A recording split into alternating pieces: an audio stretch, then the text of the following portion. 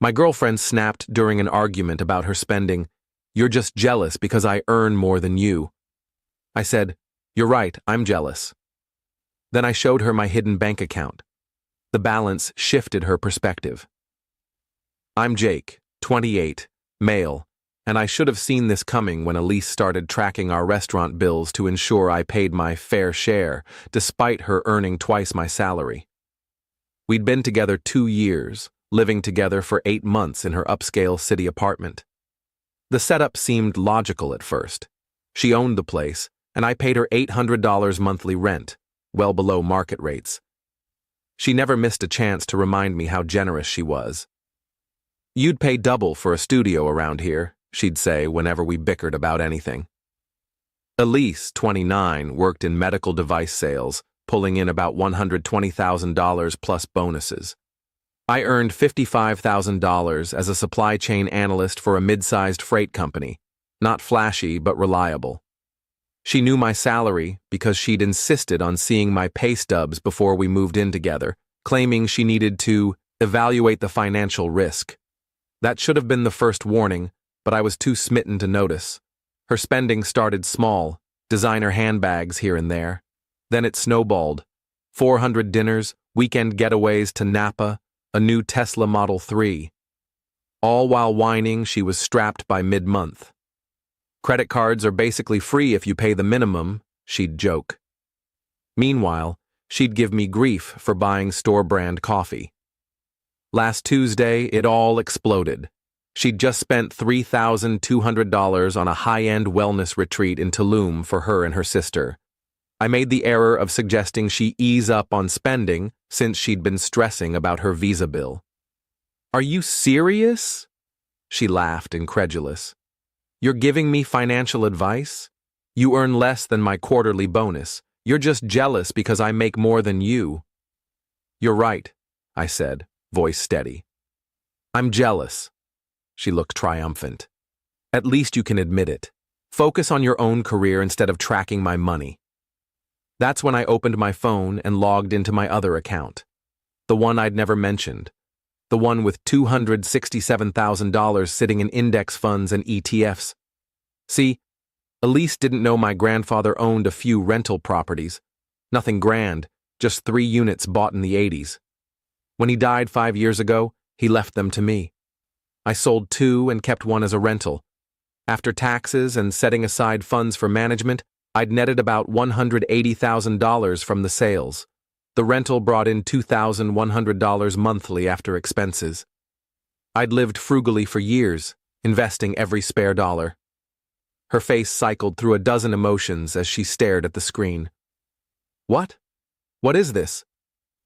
"My investment account," I said simply. "And before you ask, it's all legit. Inherited properties, sold them, invested smartly, doing this since before we met." "You've been lying to me this whole time?" "Never lied. You never asked about other assets. You only wanted my pay stubs, remember?" The entitlement surged instantly. "We're building a life together. You should have told me. Do you know how much pressure I've felt thinking I was supporting us?" "Supporting us? I pay rent, buy groceries, cover half our dates. How are you supporting us?" That's when her mask fell completely.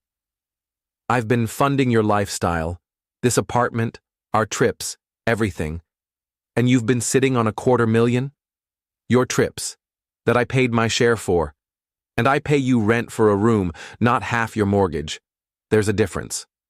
For the next 2 hours, she swung between fury, tears, and odd attempts at making up. Suddenly I was babe again, not roommate like she'd called me to her friends. But the real shock came the next morning. I woke to find her on her laptop, browsing Redfin. "I found some incredible houses," she declared. "With your down payment and my income for the mortgage, we could get something amazing." "My down payment?" "Well, yeah.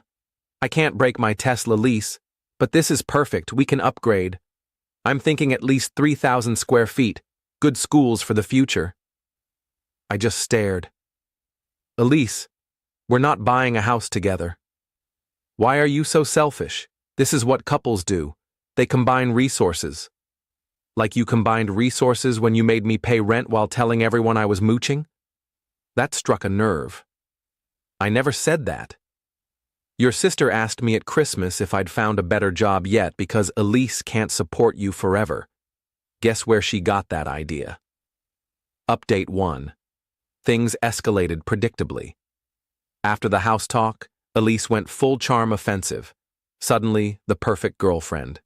Cooked dinner for the first time in ages, overcooked the pasta, but points for trying. Initiated intimacy nightly. Even suggested we discuss our shared financial future. During this talk, she showed me a PowerPoint. I'm not kidding. Slides about maximizing our joint potential and leveraging assets for growth.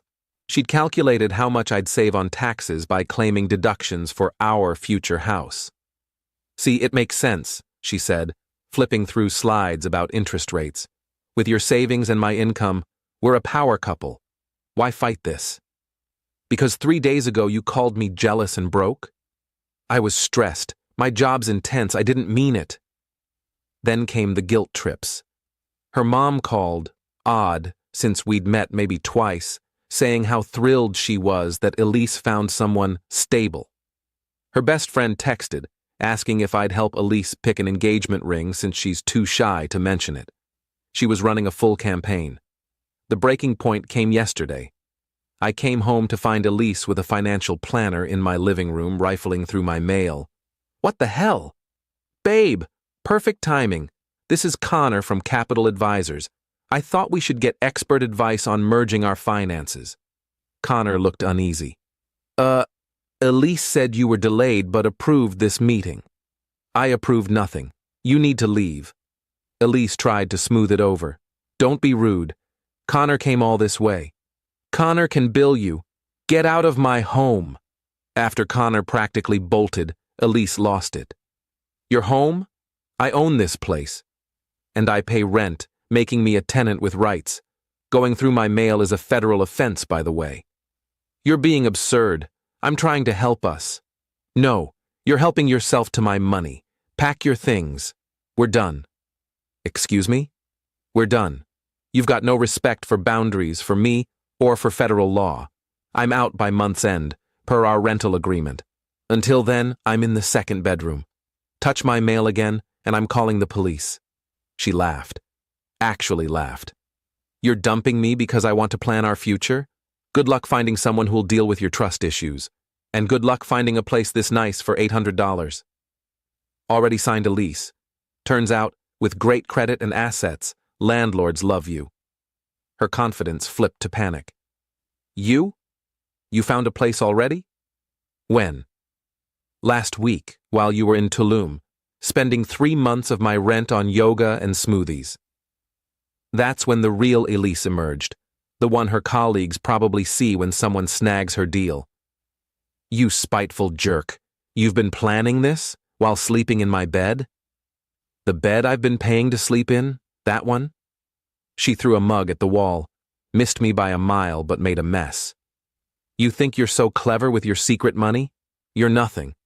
I made you look respectable. My friends think you're a loser. Your friends believe what you tell them. And since you've been lying about supporting me, what does that say about you? She started grabbing my stuff, tossing it into the hall. Joke's on her. I'd already moved anything valuable to my friend's place. She was throwing out old socks and cheap chargers. Get out. Get out now. Legally, you need to give me 30 days' notice. I have tenant rights. The look on her face when she realized I was right? Deeply satisfying. I'll make your life hell. Cool. I'll document everything for the restraining order. She slammed her bedroom door so hard a frame fell off the wall. I went to the second bedroom, locked the door, and started recording on my phone, just in case. Within an hour, she was blowing up my phone from her room.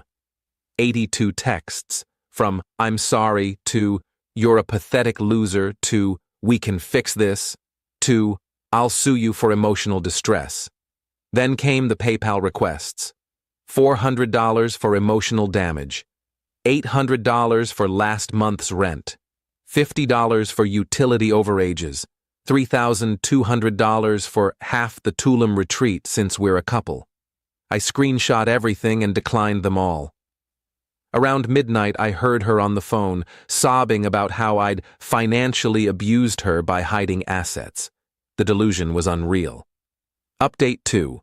The last few days have been a learning experience. Good thing I documented everything. Elise went from zero to unhinged fast, but in the dumbest ways.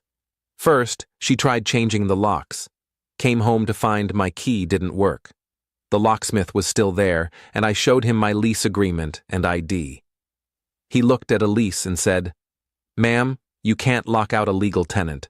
I have to give him the new key." She argued, but he wasn't budging. "Look, I don't want a lawsuit. Here's your key, sir." He handed it over while Elise stood there, fuming. Then came the utility wars. She cut off the Wi-Fi, changed streaming passwords, and, accidentally, shut off the hot water. Joke's on her. I've got unlimited data and a gym membership.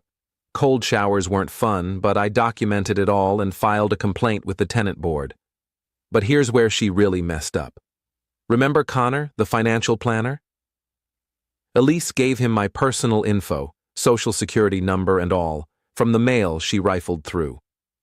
Connor ran a credit check without my consent to prepare investment plans. That's identity theft. His firm doesn't mess around with liability. I reported it, and their compliance team called me. They were very curious about how Elise got my info and why Connor ran my credit without permission. It could cost him his license. Connor threw Elise under the bus immediately, sharing an email where she claimed I was her fiancé with power of attorney. Hilarious. She'd even forged documents. While this unfolded, Elise was spinning a different tale online, posted about discovering her boyfriend was a secret millionaire who'd been exploiting her generosity. Her friends ate it up, commenting about financial abuse and gaslighting, until I posted my reply. A simple screenshot of our texts where she admitted lying to her friends about supporting me, plus her PayPal requests for emotional damage. Tagged her with, "Odd how I was exploiting you while paying rent and half of everything." Also, $267,000 isn't $1 million, but math's not your strength. She deleted her post in an hour, but the damage was done. Her sister messaged me privately. "I knew something was off when she said you were broke, but somehow paid for Maui last year. Sorry she's like this." Then came the work drama.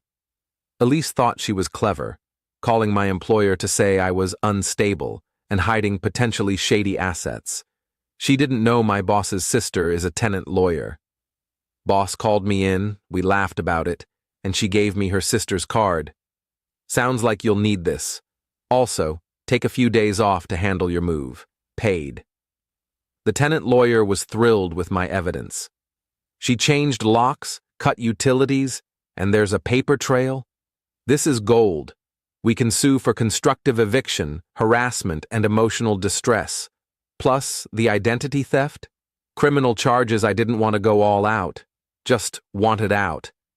But then Elise made it personal.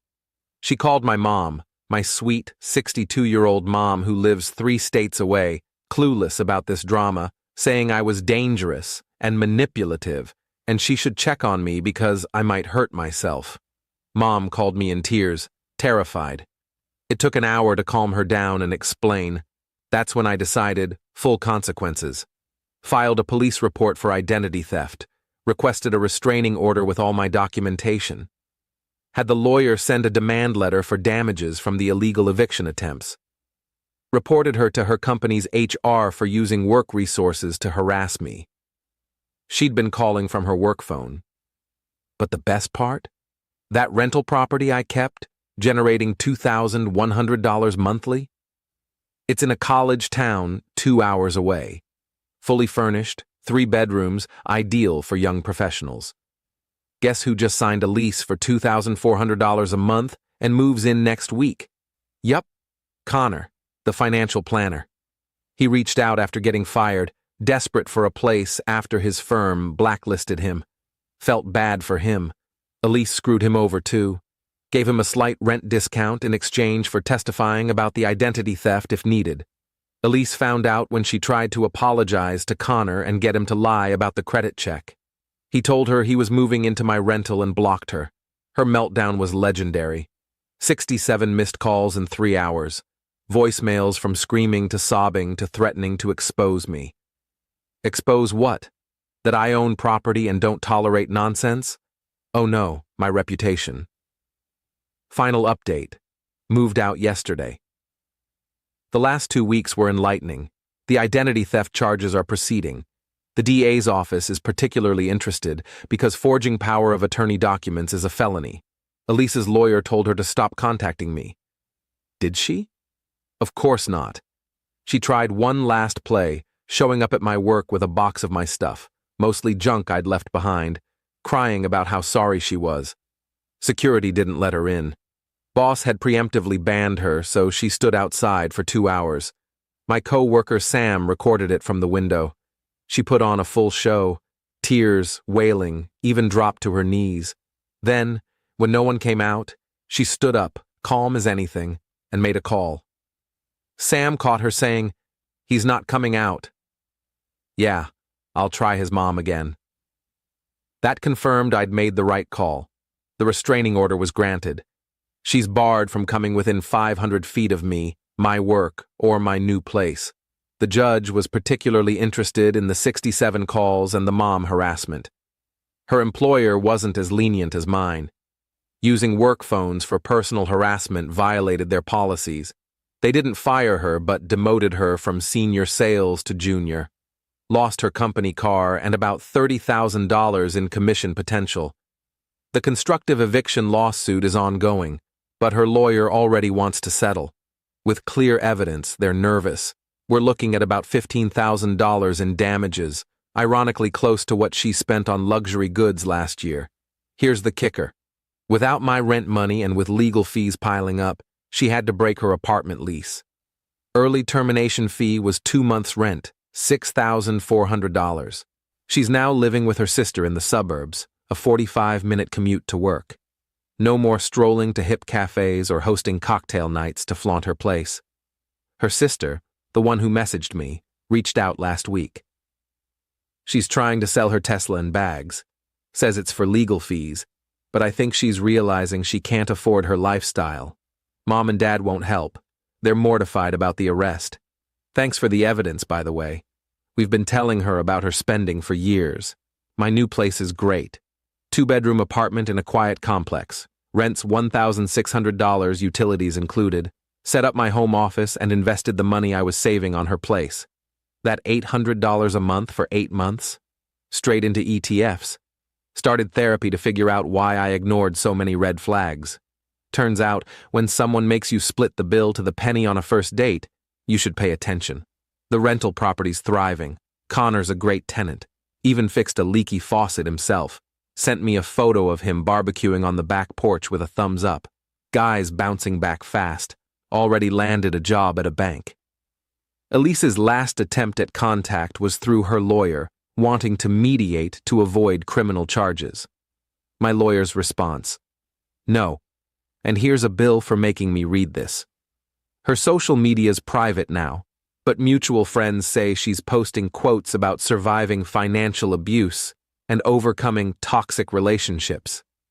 The comments are brutal. Turns out lying about your ex being broke while spending his rent on handbags doesn't add up. The funniest part?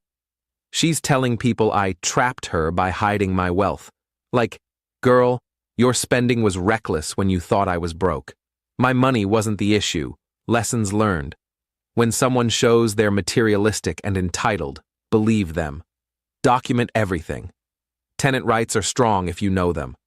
Never let anyone touch your mail. If someone's love hinges on your bank account, that's not love. Oh, and that $267,000? It's now $271,000, thanks to the market. Turns out, living frugally and investing beats blowing cash on yoga retreats. To anyone facing financial manipulation, your money is yours. A true partner respects your boundaries and contributes equally, no matter who earns more. They don't demand your assets while lying about supporting you. And if someone asks for your pay stub on a first date, run. Just run. The restraining order lasts 2 years. I doubt I'll need it that long. Elise has bigger issues, like explaining a pending felony charge to future employers. Me? I'm good. Better than good. Learn to keep my financial cards close, and that real love doesn't care about your bank balance.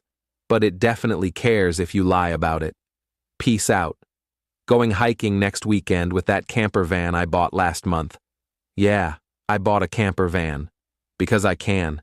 And because there's something satisfying about driving away from chaos in a home on wheels.